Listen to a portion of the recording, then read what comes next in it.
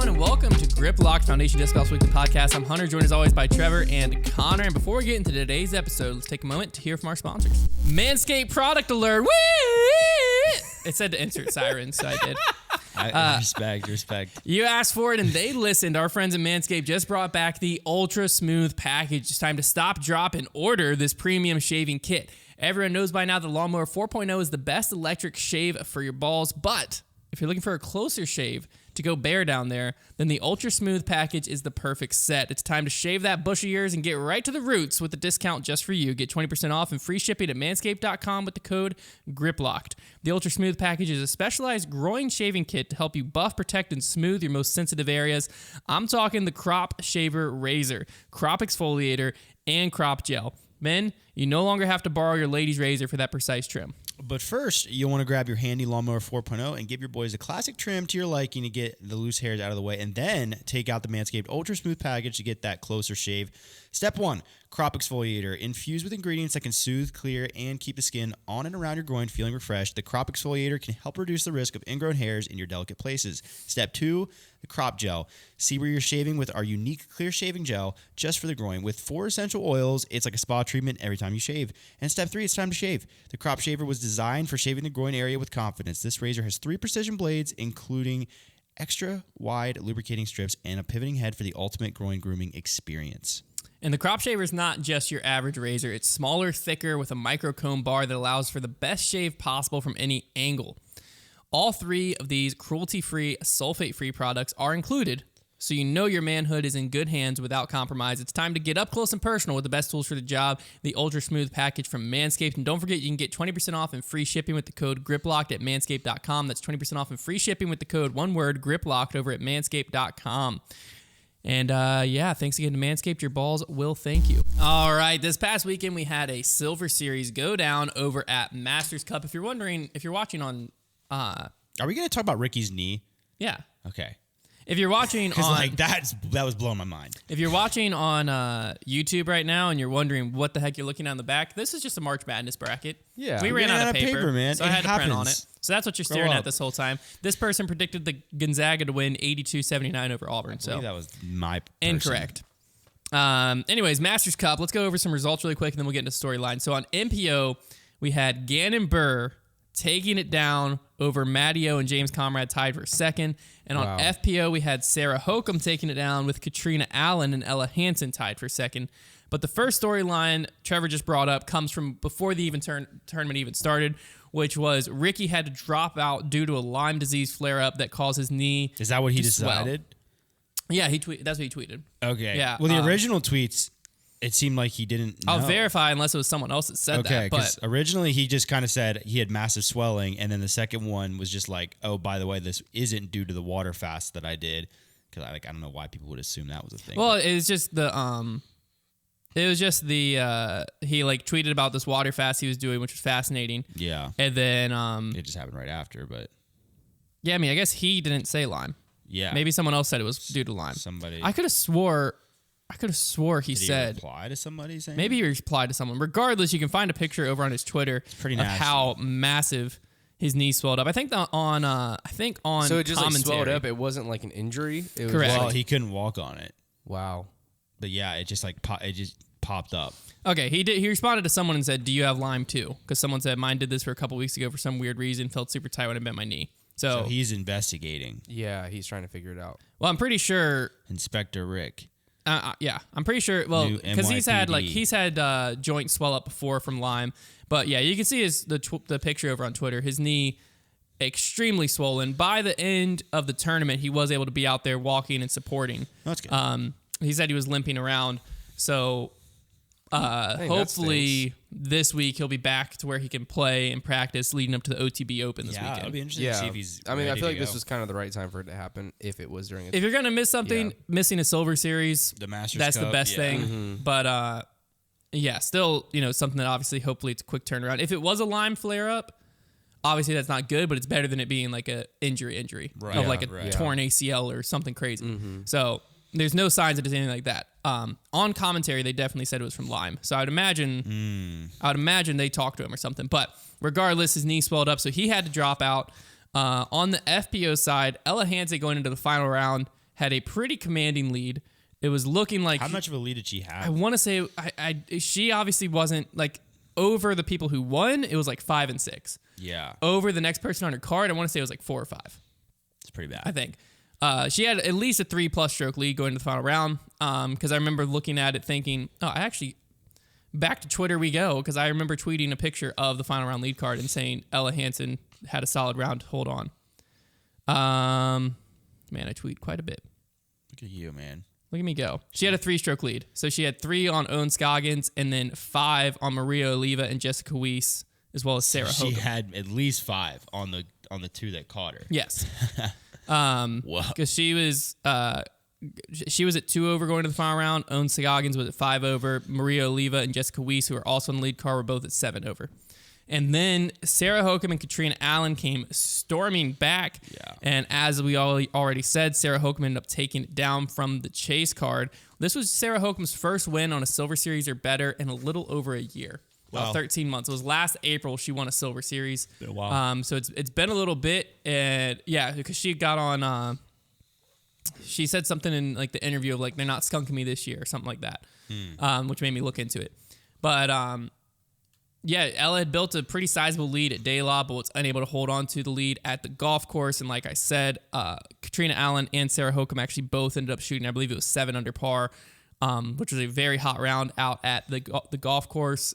And Sarah had Cat by 1 going to the round, which also, can we talk about the commentator calling Katrina Allen Cat Allen for the entirety of the event?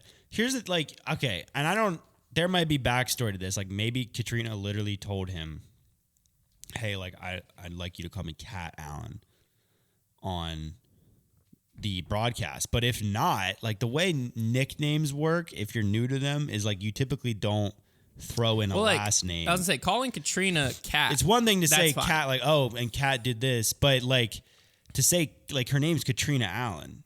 Yeah, Cat Allen was like, it didn't bother me the first like 2 or 3 times, but then it was like every time she threw, it was the first Cat time. Allen, Yeah, the first Cat time Allen. he said it, I was kind of like, I will, weird. however, I haven't heard say, it put that way. Yeah. I will say the same commentary team, right? FPO, they had themselves a little bit of a time. A lot of it was due to there was like a bunch of weird scoring stuff going on that wasn't their fault. So I think that was like really causing some confusion. They called a lot of stuff to like putting for par when she was actually putting for bogey, and the scores were constantly changing. I don't know what was going on the ground that was causing all of that to happen. Can't give the commentary too much crap for that, but it did make it confusing.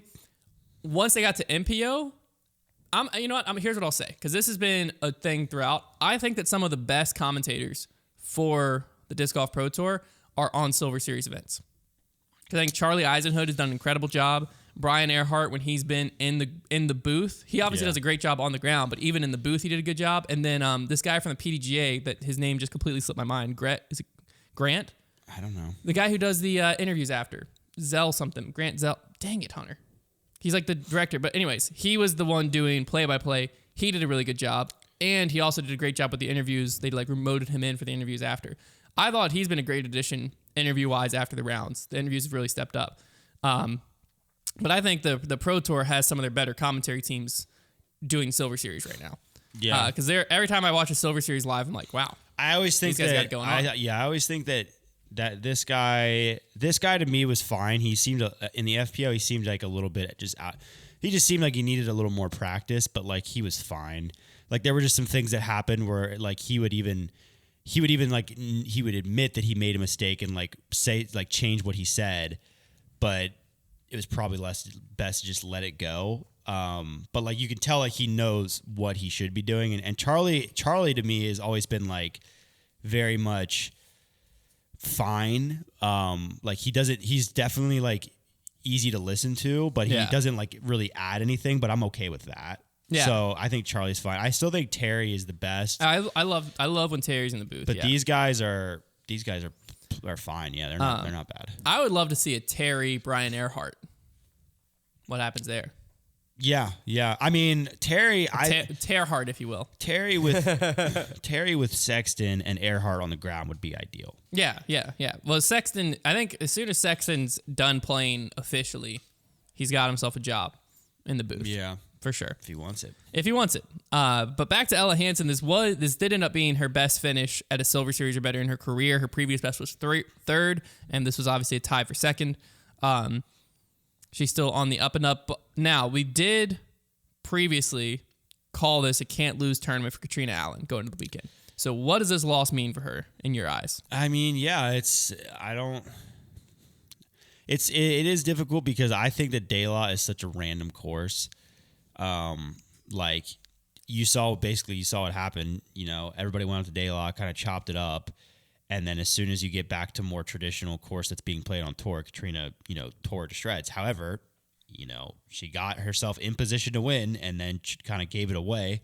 Went OB on the last 2 holes in a row, especially on 17. That was very costly. Yeah. So, yeah, that's tough. I mean, she should have won this tournament because all she had to do was play. I mean, she played awful at De La. I think it was the second round in particular that was really bad. Or maybe it was the first. It might have been the first round.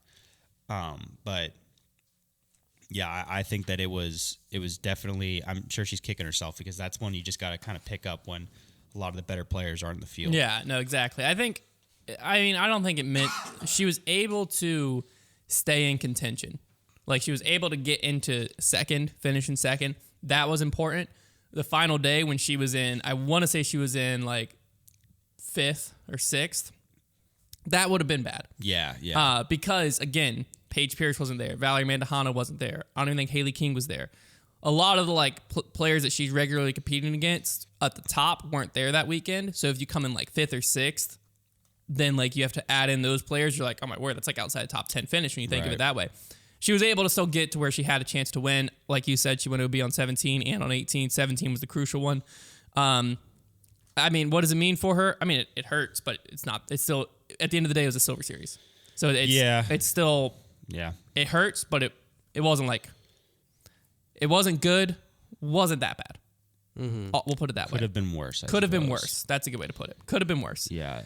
People just De La always creates the weirdest scores. Yeah. So it's really hard for me to understand it. Although, admittedly, on the MPO side, it didn't do anything crazy unpredictable. Speaking of De La, I got the Twitter world riled up, and it led to a very funny sequence of events, at least to me, that people didn't understand. I completely forgot it happened, which was even funnier to me. So I tweeted, where am I at? So I tweeted, De La posted, or the Pro Tour posted a thing defining De La, which is something that in disc golf gets talked about a lot, right? Like a bad rollaway happens and you're like, you got De La, even if you're not at De La. Right. Yeah. So I tweeted and said, if a course is so known for rollaways and bad breaks that we can just nickname a rollaway after the course, it might be time to move on. Valid point. Mm-hmm. I knew it was going to get people riled up. It always does. De La has an army. It always does. One person I didn't expect to get riled up was Paul, and he ratioed the freaking crap out of me. Well, I mean, he's from California. He responded and said, one of the few courses left on tour that requires touch and angles. Most bad rolls happen on shots that are offline or not in the fairway. Guess he must not have thrown many of those shots. So he replied with that and got 400 likes to my 200, 130 to 400. Which sounds like valid points. Yeah, and so first thing I did was I quote tweeted it. Because I saw myself getting destroyed. He's not wrong in the sense that it is definitely a lot different than anything else on the tour. The first thing I did is I quote tweeted it, and I said, well, I mean, if you put it that way. Because I saw myself getting destroyed, and I was like, oh, boy. So then I was like, oh, this will be hilarious. I'll just take Paul's and act like he just... Because people always accuse us of not having original thoughts. Yeah. Mm-hmm. And just spewing what Paul and Brody tell us. And so I was like, I'll just literally do that. Joke didn't fully land. Some people thought it was hilarious. So Paul said, one of the few courses left on tour that requires touch and angles. Most bad rollaways happen on bad shots that are offline. Okay. I said, if you really think about it, De La is one of the few courses left on tour that require touch and angles. And I just copy and pasted his tweet in. So I said, if you really think about it, and then copy and pasted it. Several people got it. And then immediately some people were like, wow, really? You're going to take a shot at him like that? And I was like, what? And so Paul ended up texting me and he was like, are you mocking me or is that a joke? Because he saw people responding. Mm-hmm. I think he was thinking the same thing. What the heck? I was like, dude, I was just joking. I was trying to make a funny. You got to know better than. I was like, I was trying to make a funny situation out of something you responded. He goes, okay. He's like, what? You didn't think I was coming after you, right? I was like, no, I knew you weren't coming after me. Like, no one was coming after anyone. That was like just a funny Paul wouldn't situation. have thought it was weird except for everybody commenting and being like, exactly. wow. People were responding to him and me being like, first to him being like, oh, wow, calling out Hunter. And then people responding to me are like, you know what? Wow, calling out Paul. If you guys want real drama, I'll give it to you. I'm gonna start tweeting actual dramatic things, or maybe it'll just be fake. I don't know, but like, goodness, if you're drama that, disc golf. Yeah, if you're that desperate for it, like, it was pretty funny. How crazy would a stamp sell if we made a foundation stamp that was like foundation, but it was the TMZ logo? That would be awesome. Yeah, so I think that nuts. There were so many things I wanted to respond to because people were just like reaching at thin air left and right of like trying to tie this into like some elaborate scheme of things that happened. And I was like, here's what? The thing. I can't even, like, that was a funny tweet. Just give me credit for that being a funny tweet. That's all I was doing. Nah, dude, they're trying to take you down. You already know there's more drama on tour than gets out because like those people like literally spend like every weekend with each other. Like there's definitely drama. Oh yeah, it's got to be. So like we just need more of that to get out to the public so they can fulfill their disc golf drama needs. Like you don't even know what's That's going my favorite thing is like I feel like 99% of stuff I tweet not drama filled, right? But people try to make it drama-esque. Right. And then people will respond and be like, this is why I can't stand foundation. They just stir up drama. Like disc golf doesn't need drama. And I'm like, what? Like y'all created the drama. Like I sent a tweet about how I don't like De La, and Also, then everyone starts thinking I'm taking shots at people. Drama is great for disc golf as long as it's not like true like high school drama. But even that, you know, drama is one of those things where it's like if it's drama like, keeps people interested when it surrounds the players, not the sport. Like So when it's between the players, like it gets people talking about disc golf. You know? And that's what happened. A lot of people were saying like every sport has drama. People were saying how like F1 Drive to Survive, that show did a lot for F1 and the growth of F1. They're like, we need that for disc golf. And the Pro Tour, I believe, is kind of doing something similar. It can't be from within disc golf. Because what it needs to be, if you wanted to do, because like what it did to F1, from what I understand, people within F1 don't like Drive to Survive because it did a very reality TV show thing where it like created drama where there wasn't drama. Yeah, right. Storylines. Exactly. Mm-hmm. If you want that same type of reaction to happen, it would have to be someone outside of disc golf to come in and do reality TV things. Yeah. Because like if someone within disc golf, it's going to try to paint everything in a good, positive light. Mm-hmm. Nothing wrong with that. You know, showing your sport in a positive light. That's not going to reach people outside because like that's not what your people sitting at home that are getting fed trash nonstop from every other angle. They don't want just like, oh, here's a sport. Oh, everyone who plays this sport likes each other and happy. Like, no. Yeah. They want reality TV. So if you actually wanted that to happen, it would have to be an outside film crew and things would get stirred up. Whether that's good for the sport or not, I don't know. But would it be entertaining? Absolutely. It'd be very entertaining. And it would probably be even more entertaining from being inside the sport and be able to watch and be like, that's not true. Like that's not how that person feels at all. See what narratives they create. Yeah, like see what narratives they came up with. I don't know. I think that they wouldn't have to come up with too many narratives. No, there's a lot of crazy stuff. There would be some that just created themselves. But like in Formula One, the biggest one was they pitted Max Verstappen and Lewis Hamilton at each other's necks at a time where Max and Lewis and they put Daniel Ricciardo in there at a time when those three like actually weren't. And then Max was like, this is stupid. I don't want a part of this. And so he like stepped back. And so what did they do the next season? They painted Max as like this cheating villain just because he didn't want to do interviews.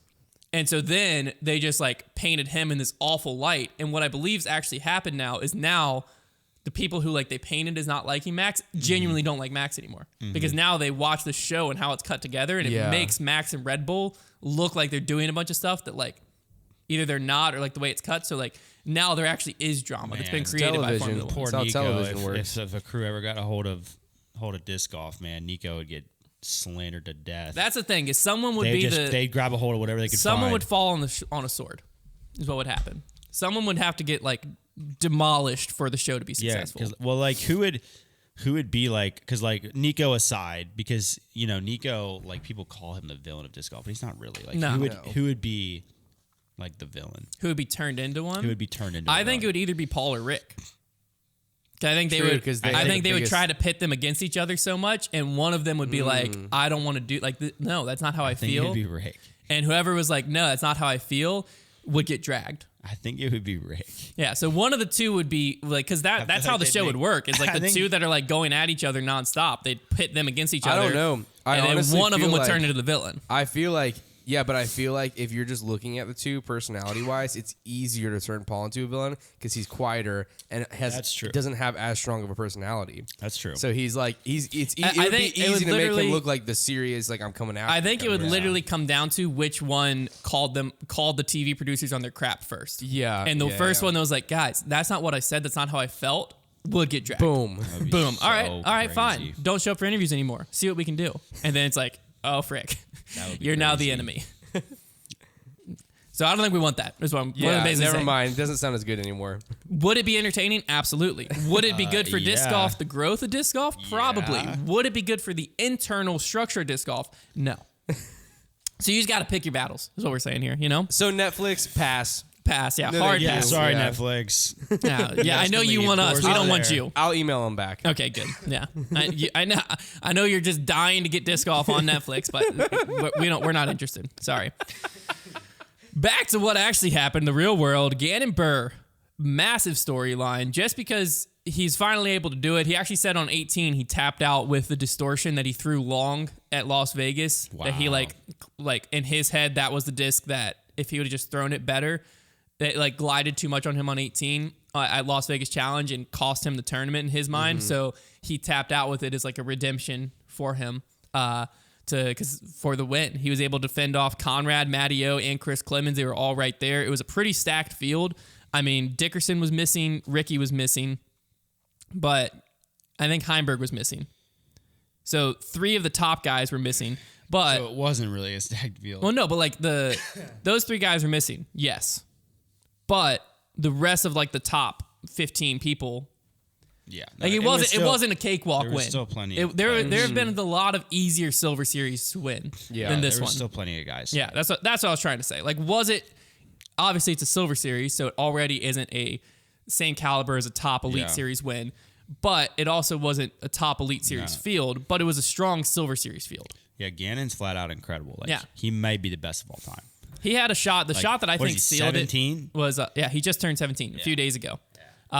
Which someone actually looked up the youngest player to ever win Worlds. Someone in like 84 won it at 17. Apparently. Interesting. I'll fact check that. Yeah. I don't check me on 84. Someone responded to a tweet. It was Sam something. But anyways, he just turned 17 recently. I think the shot that locked it in was, I want to say it was hole 14. He threw a decent looking drive. You're supposed to get high left on this hole. He threw a decent looking drive, hit a tree though, and it rolled back down this hill like 80, 90 feet on this golf course. Conrad was in position to where he's looking at the basket. And so Gannon's still a decent ways out, can't see the basket, throws a hyzer. It skipped like, there's a golf bunker that's a hazard. It skipped like less than a foot on the other side of it, and then skipped and just stuck in the thick grass that was like touching the pin. And so he didn't even know how good of a shot it was because like there wasn't a lot of people up around the green. So like a few people clapped, but then like he walked up and he had a drop in birdie when after his tee shot, he was by far the most out of position. And it was looking like if he pars this, Conrad birdies it. I think they're going to be tied after that. Yeah. But then he birdied it and Conrad birdied it, kept him up 1. Wow. So, Sam Ferens, Sam 1984, 17 years old. yeah, there it is. So Gannon could tie for the youngest player to win Worlds if he won Worlds this year, which is definitely possible. He's proving to be one of the best players in the world Oh, yeah. as a 16, now 17-year-old. He's legit. Which is insane. He's insane, yeah. I think he's the best ever at this age. He's got to be close up there, yeah. Yeah. Yeah. All right, so that's Masters Cup. With that all being said, it's time for the fan favorite segment, Mr. Professor Trevor's Trivia. All right. Doctor, PhD. Here's what we're going to do. PhD in schooling these nerds. All right? PH discs. Yeah, baby. Today's question, today's trivia is all about lefties. You need a theme song. Happy birthday. Hey, man, that's confidential. It's all about lefties. So False. then the goal of the game Dang it, dude. Fine. Paul Macbeth. You got it. The goal of the game is this is the active top lefties right now by total cash. Okay. See if you can guess. Oh, we're just saying who they are. 1, 2, 3, 4, 5, 6. There's 7 of them. See if you can get them in order. 7? I don't know 7 lefties. I can think of 2. Is it Austin Hannum? Lefty? No. Who am I thinking of? Chris Clemens. Brian Earhart. He doesn't even play anymore. Well, he is lefty though. All right, I think number 1, active lefties. Actually, I just realized I have Earhart on this list. I think it might. Boom! Be Take might have that, been right before Hunter. he We're a retired. team right now. We're a team. Take that, Hunter. There you go. Might have been right before he retired. So Chris Clemens is number 1. he is, yeah. I'm thinking. See, that's about as far as I was. Number confident. 2 is kind of a tricky one. Ryan Shoemate. So I think is Corey Ellis a lefty? Okay, didn't think so. Dang. Once you said West Virginia, I maxed just out. immediately went. Okay, We're maxed out. I think Zach Melton's number 2. Oh yeah, there we go. Zach No, Martin. All right. He's number 4. Oh, well, I didn't know you were Wow. creating the whole list for us. I think Brian Earhart's number 2. No. He's number 6. Yeah, I'm good like that. He said it earlier. Yeah, I was All right, so we have 1, 4, and 6 in place. Who? What? Lefties? Those are the 3 lefties I was I was confident. about to say what lefties are between. Wait, who else is a Chris lefty? Clemens and Who else is a lefty? I can't think of There's a any. very sneaky one that you'll only really be able to. Well, no, you know who this player is, but it's sneaky, and the reason. No, I'm not gonna say anymore. Like an MP40 or something? No. Dang. I don't know any lefties. I'll be completely honest. I've said the 3 lefties I know. I can't think of any more. When you I'm said trying 7 so on hard. tour, that shocked me. Okay. Give me. Wait. Give me number 7. Wait. Hold on. Is for some reason I'm thinking that what's his name is lefty. Yeah. Bazooka. Albert Tam's not lefty. Albert Ham's not lefty. No. Why do I? Wait. Reed Frescara. He's on here.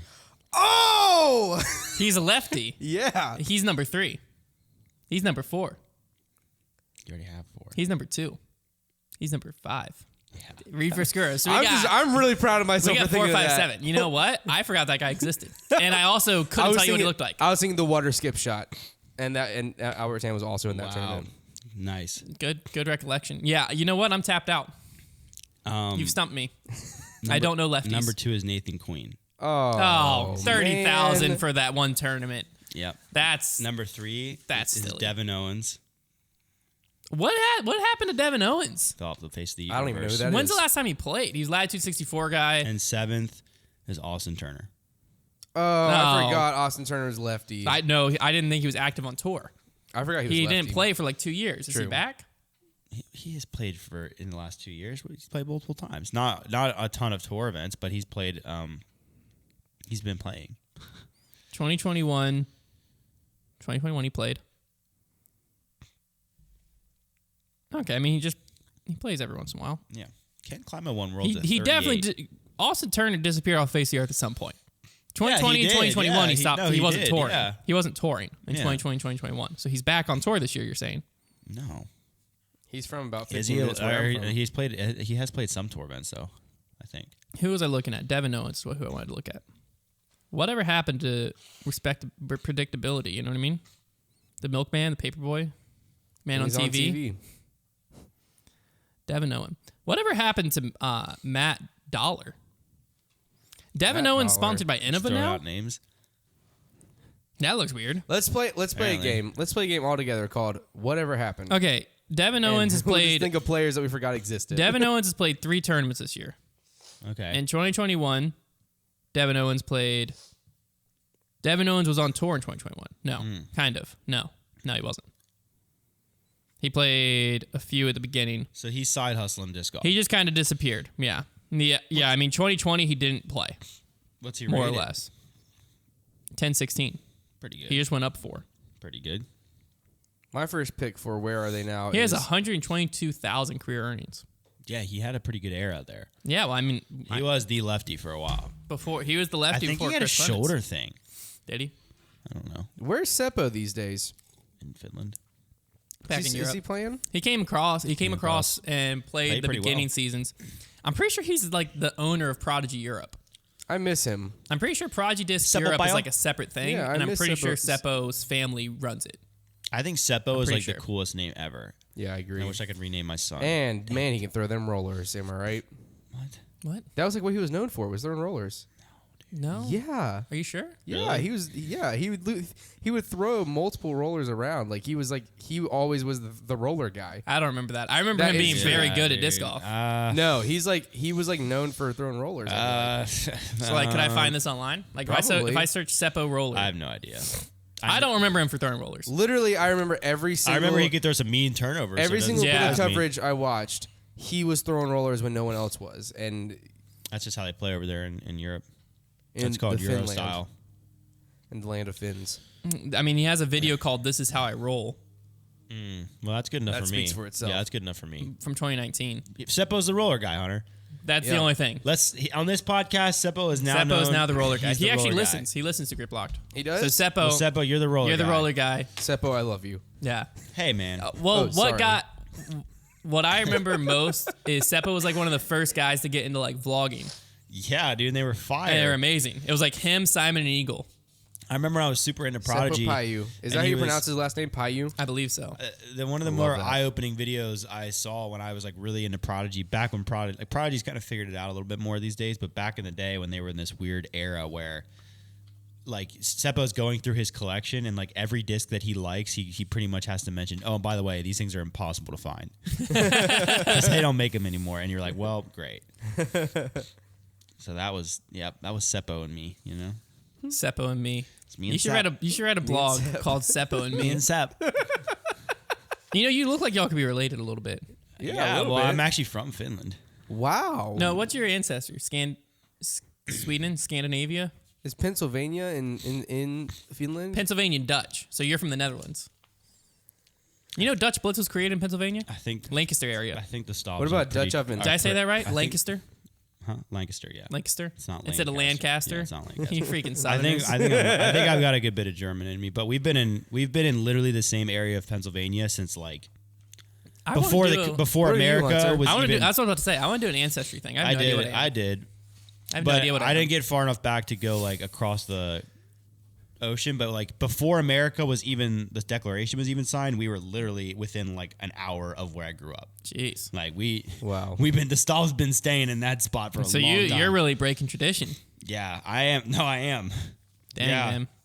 Brutal. Your ancestors are disowned me. so ticked off at you. You've been All right, exiled. here's what we're doing real quick. Well, not real quick. This is going to take a little bit. But we have decided. So last week we talked about perfect world rankings, what we wanted, blah, blah, blah. Am I the only one that can't get over how stupid we are for not realizing that we wanted power rankings this whole time? No, see, that's what happened was after we talked about Like, it, I feel like an idiot. I saw a comment on last week's Grip Locked that said, I feel like you guys are talking about power rankings. And then I said, oh, it's exactly what I'm talking about. I want What's the power difference? rankings. Power World rankings are week rankings by is week. like, world rankings is exactly what they are, which is like much more history based. Okay. Because it should be hard to get number one in the world. Yeah. What we've been upset by is like recency bias isn't showing on world rankings, Yeah, which yeah. it shouldn't, because we want power rankings. Which power rankings is I like understand. basketball top 25, like So it's like currently. right now. Like if Yeah, number yeah, yeah. one loses to number 25, he's not number one Because anymore. we want to look at the list, right? We would look at the list and be like, why are they there? Like, we want it right now. Why, like, who is the best right now? Where are they right Yeah. now? And that's just not how it works. So we're stupid. on debate That night, makes I sense. explained it That to makes Brody, sense. and I was like, "Yeah, we want power rankings." And then he was like, "Yeah." I was like, "I wasn't aware of that." I was just like, I was thinking of world rankings as power rankings, and it was frustrating Like, me. who was going to tell us? but no one was going to tell me. So Come on. we are about to. I knew. I just wanted you guys to figure it out. We on are your about own. to create the grip locked power rankings. I've done my research. Trevor's done his research, and basically what And we're by going that, to do. You mean lack of research because you told me not to. Well, no, I told you not to do the same research I was doing this morning because you started to, and then I realized Yeah, that you were going to because- come to the same list I Yeah, came to. well, the reasoning being common sense. Like, there's only There's only so Trevor's much. basically going, how we're going to do this. Mine is a lot more gut I think feeling. this is what we should do every time we update it, is yours should be a gut list. Okay. Mine should be a stat list, and then we average them. No, I think that you should Not then, average. No. We then like debate back and forth and figure it out. Yeah, no, I think it's just my, then it should my pass the list eye is test almost with like stats. the control list. The stat, no, there doesn't need to be an eye test with a power ranking because if somebody says that's wrong and you can just throw a stat at them that is very clear and obvious, what are you gonna say? What are you So gonna say? basically what we're going to do is top 10 MPO, top 5 FPO, and we'll update it after every big event, Okay, like OTB Open. yeah, Silver Series, we will update it, but we probably won't really. We might talk about it if there's like a big jump or something. But okay, it's going to be very heavily recency biased, and this is basically going to be like who is the best player currently. Like if they step Right on the now. course right now, who is where. Yes. So we're going to start with number 10 on MPO. okay.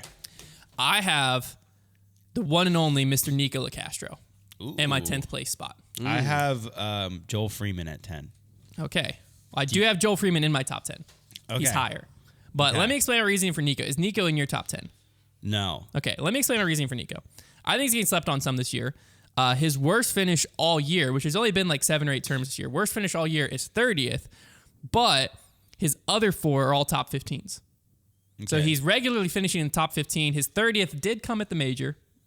But when I compared him to like everyone that was around him in world rankings and stuff like that, it was hard to find someone to sneak above him that I didn't already sneak above him. Okay. So I'll be curious to see who you have on this list that I don't. Yeah, we'll just have to compare and see who I snuck in that you But tentatively, I have Nico there. didn't. Okay.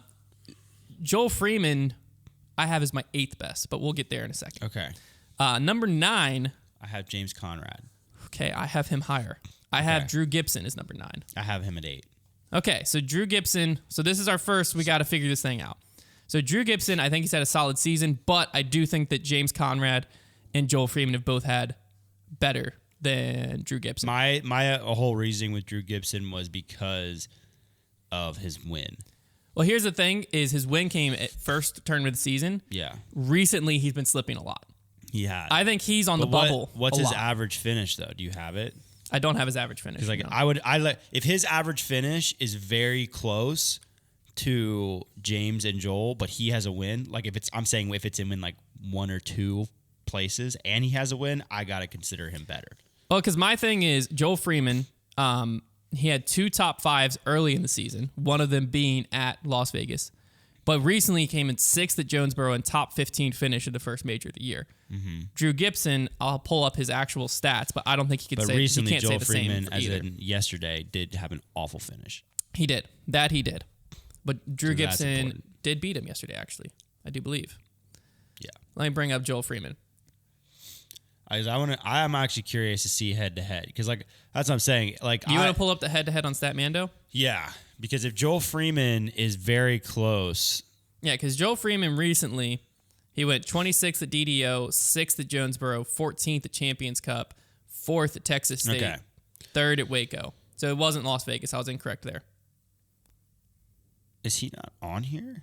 No, you had to. It's last name first. Yeah, Search like Freeman. Gibson does not do anything. Oh, this is totally in wait, what's Sorry. going on right now? Why is it not You're in FPO. but where is that selected? No, you have to go all the way back. Go head-to-head. I clicked on it from the SEO, so Now hit MPO at the bottom. it's not my All fault. right, so It's not Drew my fault. It's Gibson not my recently has went 26th at DDO, 30th at Jonesboro. He did go top 10 at Champions Cup. You know what? I think you could sway me. I think you could sway me. Well, if let you wanted. me pull up this. I think, you know what? I could be swayed here. I could. If you want Very to. big of you. If you want to. So 10th place, we're still leaving empty right now because we don't know. Okay, I'm gonna get the. We're arguing about 9th place right now. I'm gonna get a recent. Oh, wait. No, I have Drew Gibson lower. Yeah. That's what we're saying. Yeah. Do it. Trevor swayed him. Compare Enhance. head to head this year. What are we looking at? Read us some stuff. Drew Gibson is 2-1-1 against Joel Freeman. What does that even mean? That means he's beat him twice, lost to him once, and tied him once. Okay. So pretty similar. What's their top 10 percentages when they've both been in the same tournament? 25%, both of them. Okay, so pretty similar. So pretty much the separating factor. They are very. So that's what I'm saying. These two seem to be very. So the separating factor is that Drew has a win. So I'm willing to bump Drew up. So now we need to talk James Does that Conrad. mean that you're swayed? I've been swayed. Wow. So I'm willing to put Joel Freeman in ninth. Does that sound good to you? You can make a pair of Clarks out of you. You're swayed. Yeah, that's fine. All right, so we're going to lock Joel Freeman in as the 9th best player in the world. That's our first lock-in, folks. But now we need to compare Conrad. We need to look at Conrad and Drew Gibson. Yeah. Conrad, I think we've given him... Conrad? I have him as 7th. But I think Konner, we've given him too much crap on this show. He's having a very solid season, easily deserves a spot in the top 10, no doubt there. He only has one finish outside the top 15 all year, and it was the first tournament of the year. Since then, he's not finished outside the top 15. Conrad is 4-2 against Drew Gibson. Yeah. I definitely think Conrad goes in 7th, is where I have him locked in. I think Drew Gibson can bump up to 8. But especially recently, Conrad's been coming into form as Drew Gibson's been falling out of form, which I think that's very important. That is a trend, and we recognize the trend. So Drew Gibson 8, and I think Conrad goes 7. Who did you have as 10th? Joel Freeman. I'm guessing this next one is gonna be the one that you don't have anywhere, which is Kyle Klein. I do not have Kyle Klein anywhere in my top 10. I had at 7. Okay. So now Kyle Klein does not belong in the top 10. Well, now I will say it. I just need to compare him to Nico LaCastro. Go ahead. I feel like we've given him. I just kind of threw him in there because we've kind of given him a lot of crap. And then he hasn't had a great season this year. Not great compared to what he would be expected to do.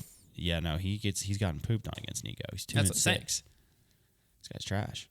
Well, like if you go to his actual, I'll pull up his actual profile. Nico is honestly sick. That's what I'm saying. But when you compare Nico to Drew, Joel, James, he's not beating them. Kyle Klein this year. And they're also counting one of those wins as the All-Star weekend. Yes. Yeah, so you have to factor that stuff in too. I looked through that. He's went 24th, 15th, 5th at the Silver Series, 25th, 10th at the Silver Series, 27th, 25th, 13th. So he just hasn't had anything great. Yeah, okay. Hasn't had anything bad, but I don't think Kyle Klein belongs in the top 10. I'm trying to think who else would we compare Nico, because that 10th spot is such a tricky one. You can compare Nico to Adam Hammes. He beats him. You can compare him... I went into the world rankings and compared him to everyone around him. Kale LaVisca, Adam Hammes, Kyle Klein. I'm fine with that. He was beating them all. I'm fine with that. Nico, I think Nico's one of the most fascinating players in disc golf because this man has arguably belonged in the top 10 since 2009.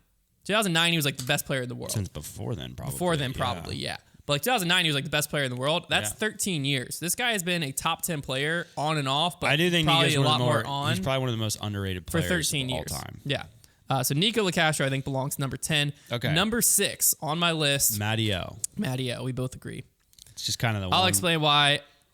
He's an excellent season so far. One poor performance, if you can even call it that, which he came in 15th at Texas State's. So yeah, he's been very consistent. And I think he's a trending upwards player. The thing is, though, Matty O to me just doesn't have win power for me. I don't think he's going to win anything. I don't think you need to have win power to be in the top 10. No, I don't think so either. But I think he's just going to stick there in that number 6 spot because he's just kind of consistent. All right, this next one's going to hurt some feelings, and I'm ready. Yeah, can't wait. So I have Gannon at 5, but I know he's higher than I have that. Paul McBeth. Yeah. At number 5 in the world. Here's the reason. My feelings are hurt. I'm ready to agree with you. If you look at his season, he was having a solid season. He was. DDO, massive blemish. 51st place at DDO. Yeah. That's tough. Then just came in, I believe it's 9th at Masters Cup this past weekend. If you compare him to Gannon Burr, who I have in 4th place, Gannon's beat Paul more than Paul's beat Gannon this year. No, Paul has not been consistent at all. And because the bottom line is, I bet at the end of the year that Paul will probably have more wins than Gannon. So I'm sure we'll have to just look at things. Well, I don't even know if I'd bet that. There's a good chance it could happen, but he's just too inconsistent. He's too streaky. So I have Gannon Burr as my 4th place. His worst finish in his last 5 is 10th at DDO, neck and neck with Matty O overall, in my opinion. Yeah, I have no problem with that. Gannon's 2-1-1 against Matty O, and 4-1 against Paul in the last 5. 4-3 against Paul this season. So really, there could be an argument for Paul to slip to 6th. There could be one. Yeah, I'm not Do ready. you want to really quickly... I'm not ready to accept that. Just go on to Statmando and compare Matty O to Paul. Let's just look at that really quick. I compared James Conrad to Paul, I believe. Wasn't worth doing. Let's compare Matty O to Paul real quick. This would be a tough... Just for the facts. This would be a tough one. Just to look at. Here's the facts. Make sure They're All-Star 2 Weekend... and 2. Okay. Make sure All-Star Weekend's not in there. I don't think it is. It's not. Okay. So, yeah, they're 2-2. I guess Matteo. The one event, the Paul's win. I guess Matteo wasn't there because that was when he had to drop out, I think. All right, so I'm fine keeping it where it is. Yeah. Paul 5th, Matteo 6th. But yeah, Gannon. It's hard to argue. The last 5, he's 4-1 against Paul. Yeah, I have no problem with that. This season, he's 4-3. So I'm both of those, curious to see Gannon has beat Gannon- Paul more than Paul's beat Gannon. I'm like, what? Because like, I guess next we have to look at Calvin. So I have Gannon Burr in 4th. Mm-hmm. 3rd place, I have Calvin Heimberg. Yes. This is where Calvin belongs, in my opinion. There's this top 3. They're on a different echelon. Yeah. It's not really, you can't really compare. Yeah, like no, he's 6-1 Gannon doesn't against belong Gannon. in the top 3. Calvin doesn't belong in the top 2. He's a clear top 3 player. He has 1 Pro Tour win, only 1 finish outside the top 10. He's consistently a threat out there, but he doesn't compare to my number 2 and 1, Ricky and Calvin, or Ricky and Chris. Yeah. He doesn't compare to those two. He doesn't fit in the top 2, but he's definitely a top 3 player. Yeah. So pretty locked in at 3rd with Calvin Heimberg there, which leaves us with number 2 and number 1 in the world. And this is where my final shock value comes, because number 1 player in the world right now, without a doubt in my mind, is Chris Dickerson. I have Ricky Wysocki at number 2. And this goes against everything that I believed when I was writing this list. Yeah, I just got to say really quick that Calvin and Ricky are a lot closer than you. No. Calvin and Chris are a lot closer than you think they are. Well, they are. They're 4-4 against each other. They are 4-4 and directly Chris compared to each other. Dickerson has the major and a silver series. But when you compare Chris, Ricky, and Calvin all together, Chris has come out in front 3 times over all 3 of them. Ricky and Calvin have come out in front only 2 times. You got to go head to head, though. You can't just throw like a bunch of people in. Well, no, but we're looking at the top 3. We agree they all 3 belong in the top 3. He's 4-4 when directly compared to Calvin, but Chris is 4-3 when directly compared to Ricky, and Ricky's 5-2 when directly compared to Calvin. So you can't argue to put Calvin above Ricky, and you can't really argue to put Ricky above Chris. And if you compare all 3 of them together, you can't argue to put anyone in front of the other 2 except for Chris. What does Ricky versus Chris look 5-2, Chris versus Ricky. Or no, 4-3, Chris versus Ricky. 5-2, Ricky versus Calvin. So yeah, Chris is 4-3, 4-4. Yeah, I would say because but also one of Chris's wins was a major, which has got to be factored. That's what saves him because I don't think that's what saves him. I think there's a lot of other stats that save him. Well, but Ricky has 2 full-on Pro Tour wins, and then Chris's only other win was a Silver Series. So yeah, it does save him. I think he's beat Rick more than Rick's beat one him. more time. I think, but if he didn't win that major, if that was just a normal Pro Tour, it'd be close. It'd be very close. It'd be close, but I'd still give the edge to Dickerson. I maybe wouldn't, but I'm because also when you go head to head, the top 3, which like that's an important stat in my head because those 3 are the clear top 3, and Chris is the only one that's separated. Yeah, I'm willing to concede that because I think it doesn't matter. Ricky does have 2 Pro Tour wins. He's also 5-2 when compared to Calvin this season. So Ricky's definitely number 2 in the world, and Chris Dickerson I think is the number 1 player in the world.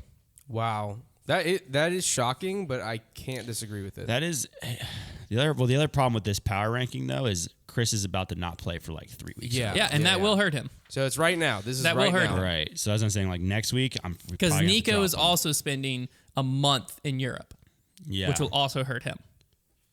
Because basically, what will end up happening is there nothing to be said to the fact that Ricky is 5-2 against Calvin, but Chris is only 4-4 with him? Is there nothing to be said to that?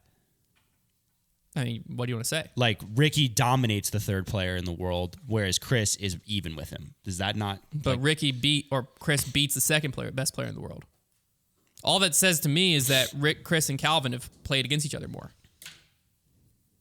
Is that Chris and Calvin have played against each other more? Yeah, because there's 8 tournaments. One more time. Okay. And that's not significant. I don't know. I think it's very, very also close. my biggest thing is when you go Ricky, Calvin, Chris all together, they're neck and neck in every stat all the way across the board, but Chris has come out ahead 3 times, whereas the other 2 have only come out ahead 2 times in that. Okay. I mean, if they're all there, I'm fine leaving because it the way if it is. all 3 are there, that's the strongest field possible, right? Right, but if guys aren't playing, but we can agree with that, right? If all 3 are there, they're the strongest field possible. Yeah. So Chris coming out ahead the most in the strongest field possible, that's got to speak to something. No, it does. It does. That's why I'm willing to agree with it. I'll be curious to see. I don't have all of it in front of me. I'm curious to see what people in the comments think. Because basically, there's been 7 tournaments where they're all 3 there, which I think is the 5-2 that Ricky is to Calvin. And in those same 7 tournaments, Chris is 4-3. Yeah. No, Which means that extra tournament that him and Calvin played, if you eliminate that, he's also 4-3 against Calvin. Yeah. No, I don't have a problem with it. I think they both were at. I think Chris and Ricky are so interchangeable right now that I don't think putting either one at one. I agree, and I think that if Ricky shows up and wins the OTB Open, he's number 1. Yeah. Because it's going to be tough if you're not the going power out. ranking is you can literally just change it every week. Well, that's the tough part is like if you're not going out west like Chris, by the end of the West Coast swing, Chris might be 3rd. Yeah, well, yeah, or he might even be 4th. Yeah, let's say Paul wins a couple, then who knows what can happen. It's going to be when you're not regularly playing. That's power rankings for you, baby. The power rankings are going to be very heavily recently biased, as you can tell by the top 10. Yeah. So Paul goes out and wins like 2 of the next 3. He's going to be right back in that top 3. Dickerson doesn't show up. Dickerson could slip as far as 5th or 6th, depending on how everyone up here plays. That's how it's going to be. So that's just how that's going to be. So to quickly recap, we have Chris Dickerson 1, Ricky Wysocki 2, Calvin Heimberg 3, Gannon Burr 4, Paul McBeth 5, Matty O 6th, James Conrad 7, Drew Gibson 8, Joel Freeman 9, and Nico Lacastro I couldn't 10. tell you the last time I considered Paul outside the top 4, and I'll tell you, actually, never. That's when I last considered it. Well, that's what, when I was like looking at this, when I got started in disc golf, he was already made a the 2-time world list. champ. Yeah. I made the list and I wrote Ricky, Chris, Calvin, Paul, and he like went down. I wrote out my list and then I was like, all right, where are my holes? And then I started doing stats and I was like, okay, well, so we got to change that. Like, so that's where Chris and Rick came in. And then I looked at Gannon, who when he just won, I was like, because I had Gannon at 6th, I think. And I was like, I feel like Gannon belongs a little higher. And then I like did the math to him against Matty O, and I was like, oh, he definitely belongs from Matty O. And then did the math like, I was like, well, let's just make sure, fact check myself. And I was like, he belongs above Paul right now. And that was a hard one. That's difficult. That was a tough one. But you know what? Gotta go with stats. This top 10, I'm very happy about. And I will say that we were very wrong because James Conrad does belong as high as he is. And we multiple times with the world ranks were like, how is James Conrad that high in the world? He belongs there. That's how. These are the foundation power All right, rankings. that's Grip Block power These are rankings. the Grip Block power rankings. Yeah, Grip Block power rankings. If a different show wants to do their own, they can. But you know what? It's not going to be as good as these. FPO.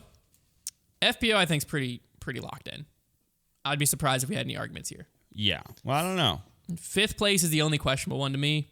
I think the top 4, we know who. Let's just do the top 4 because we know who's in the top 4. I think we both have the same top 4. Chris and Ricky also have the exact same average finish. That's Chris crazy. Dickerson won a major. No, yeah, I was more so saying because I was just looking to see what that was, and I was like, He's wow, 4-3 against them. they're so close. They're very close, but he's beat him. Chris has beat Ricky more times and won a major. No, I'm not. I'm not Hunter. I'm okay with it. I know, but the comments aren't going to be. And I'm like, Well, no, I encourage. he's throwing stuff at us, but No, I mean, I think That's the bottom there's line got to to be me. more statistics out there. So I'm just curious to see what they say. like I what don't- other statistics? We're using just finishing places, Yeah, and we're not going back to last season. So like, if Yeah, you do no, both of I those, think I feel like finishing places. I the only thing I can see is if people are gonna weigh major plus silver. The problem is silver series are so tricky, right? Though because like. I'm not. I didn't look at anything outside of Silver Series. Right, because that's pointless. Because Dickerson won the Open at Belton, and that field was stacked. So Yeah. because everybody was in Texas, so it's tough to even look at that and say, "Oh, he won a Silver Series." Because let's be honest, he You beat do, everybody but there. you do need to weigh it a little less. Well, you didn't wait a little less when you just said that all you looked at was who was when all 3 were there, and all 3 were Open at Belton. Well, yeah, but I'm saying so you didn't. But one of his wins was a major. I wrote that in. The major win definitely. No, the was a big play. wager for sure. The major for sure. One of needs the to be big weighed things to more. me was the 3. But if Chris hadn't won anything and Ricky, if they were like this neck and neck and Ricky had 2 Pro Tour wins and Chris didn't have any wins or just one little Silver Series win.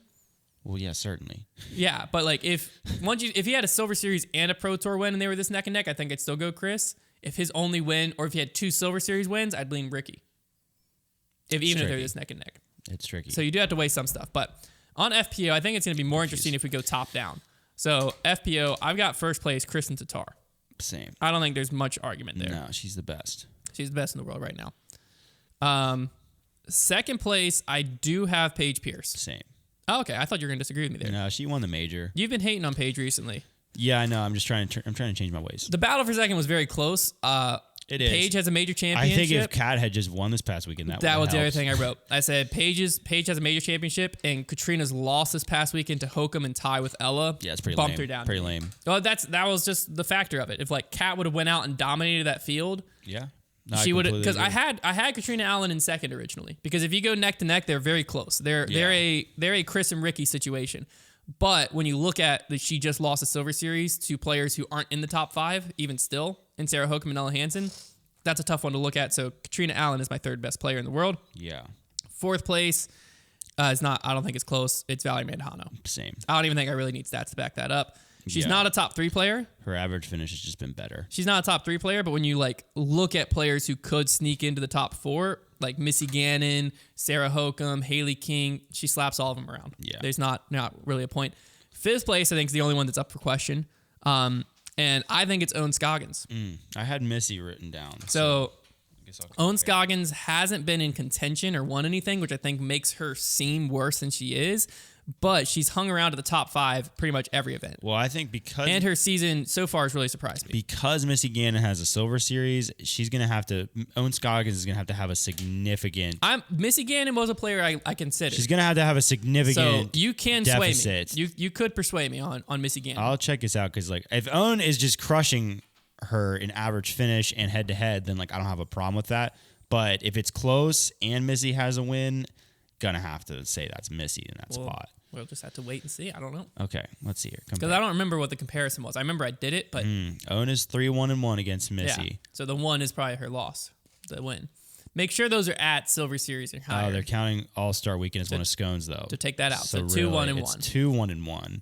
And is that all Pro Tours? Waco Silver and Series? the Champions Cup were the 2, and then Texas State's and Las Vegas. What Challenge. She was were- not at the Silver Series that Missy won. What were Missy's finishes when Owen beat her? Like how far down? are we 4th and talking? 8th at Champions Cup, not huge, and 4th and 12th at Waco, a little more significant. That's pretty significant. Yeah, but then Las Vegas Challenge 7th and 18th. So Missy beat Owen pretty handily there. Again, I'm very recency biased, so Las Vegas is on the bubble of how much I cared about it. Let me look at the field of that Silver Series that Missy won. because I think that's huge. I think that's gonna make it was the Music City Open because I think if she beat a really good field there, that's important. If not, then it doesn't really matter, and I would say Own. Music City Open. Regardless, Owen has been having a better season than I thought. No matter who She's we always put been here. steady, but she's never gonna win anything. I don't think. I think she could put herself in position on the right course to win, but it's going to be a scenario where it's going to require other players playing poorly. Is how I look at it. Yeah. But yeah, I mean, if you look at after All-Star Weekend, she had 18th at Vegas, but then she went 4th, 7th at the Open at Belton, 5th. She won that weird Texas States after Texas States. Not really sure what that was. 4th, and then she just won the Challenge at Goat Hill. But both of her wins this year were just 8 The years. field they don't was matter. not great. I mean, she beat Evelina and Henna, who have been honestly not good this year. Yeah. And then she beat like Jessica Weiss, Holly Finley. So how are we thinking? I'm okay with giving it to Own. Did Owen play Masters Cup this weekend?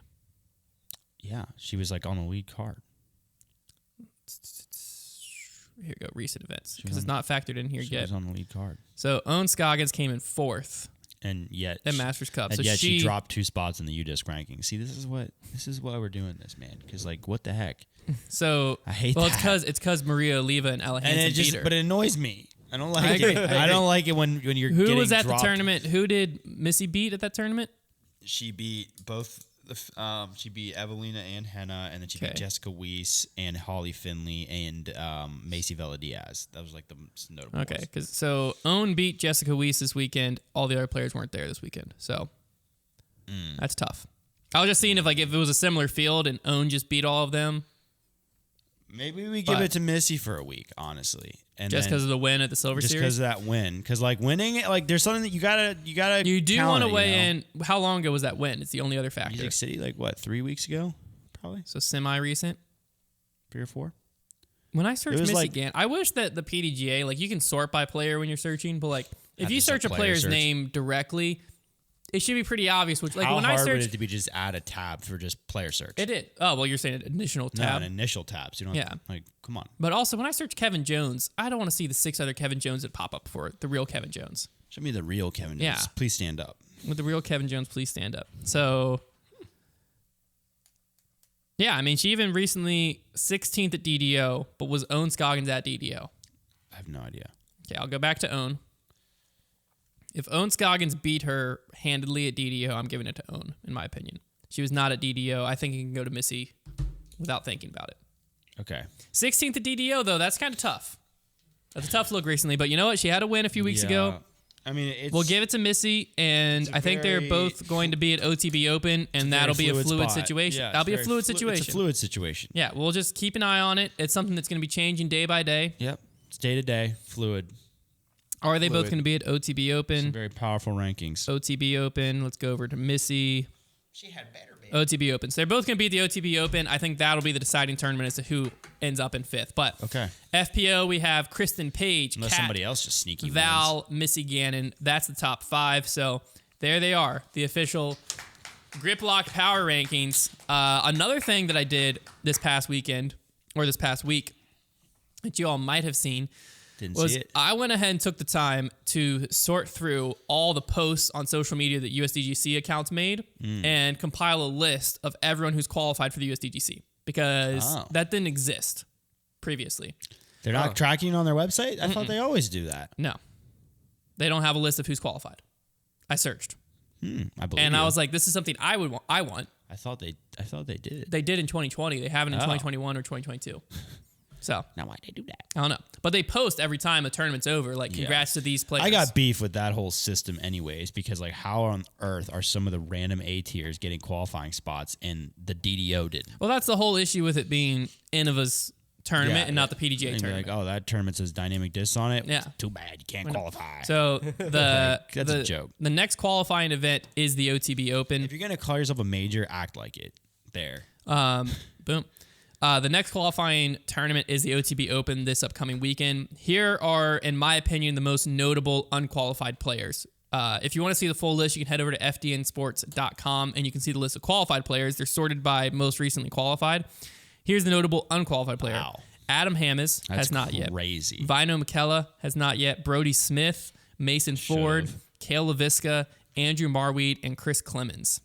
I mean, those guys are probably all of them will qualify. They should all qualify at some point during this like year, but it gets to a point like towards like what it gets like towards the end of the season, and like the spots just sink so far. well, back. even right now, the OTB Open, like the majority of players that should be finishing towards the top have qualified. right. So you will eventually get to a point where if you're a top player and you're finishing like top 20, you're gonna qualify. Yeah. It gets to that point at some point, but yeah, because I mean, I also included there's a big list of players who all came in the top 10 last year, and then all the previous champions. Right. They're all on there as well, and then you go into people who've qualified this year. So I'll be keeping that up to date after every qualifying event, letting you know who qualified at that event, and I'll do a short write-up of Thank you for that. who qualified at the OTB Open. I'll also do a short write-up on like when people qualify, who I think like how I think they might do, if there's someone to be looking out for or not. Someone did mention like One of these days we're gonna get into Monday qualifying. That's all I'm saying. someone did mention they're like, hey, y'all should talk about on the podcast how there's 5 qualifiers in Europe for the USDGC, which I initially was like, that is kind of weird, but it's the 5? stretch of where players are going over to Europe, or originally were. So like one of them's the European Open, and then it's tournaments surrounding the European Open. So a lot of those fields at this current time are very like tour heavy fields. I think one of them's even the Pro Tour stop that's supposed to be over there, the Sula Open. Right, or but whatever other it's than called. those two, like why would you have any other ones? Well, they always have some for the European players. Yeah, I guess. Qualify. How many spots they give out? Typically it's like 3, but it doesn't really say. I mean, I guess that makes sense. Yeah, but I mean, they're gonna be. It's all around that time where like players are planning to go over. Whether or not those players still go over, I don't know. I haven't heard a lot about the European Open or anything this year. That's probably. I don't know why players wouldn't. I would say but- I mean, in our country, it seems like it wouldn't be an issue. I don't know what's going on in Europe though. Yeah, the European Open. Over there, across the pond, you know. Where is like even this? I search European Open. You know what I'm looking for? Everyone knows what you're looking for when you search European Open. Why can't I find it? Like, it's a major, for Pete's sakes. I can't find it. I can find the Disc Golf World Tour number 3 European Thanks Open. a lot, PDGA. This is the Estonian Open. Try adding Is that the year. it? That helps a lot. Is this a major? No, A tier. Add in 2022. That helps eliminate quite a few. No, this has got to be it. Right here. Disc Golf European Open presented by Discmania. Why do we have disc golf in the title? Something to think about. Something about. So currently, Paul, Ricky, Eagle, Calvin, Kyle Klein, James. Yeah, everyone's registered for it right now. Pretty much. I really hope that event goes forward. I would love to see that. Yeah. And President's Cup should be happening as well. Yeah. If this event does go forward. Yeah. So I would really like to see it as well. President's Cup. That's a fun one. It's presented by Discmania, PDGA, the City of Nokia, and Ford. Ford tough. All right, we have the OTB Open coming up this weekend. Be sure to tune in on Thursday. We'll be publishing our OTB Open preview, giving you all the stats and information you need to get ready to watch that tournament, the next Pro Tour event, and also the next USDGC qualifier, as I previously said. And we'll also be updating the Grip Lock Power Rankings following that on next Monday's show. So be sure to tune into both of those, and we will talk to you all on Thursday.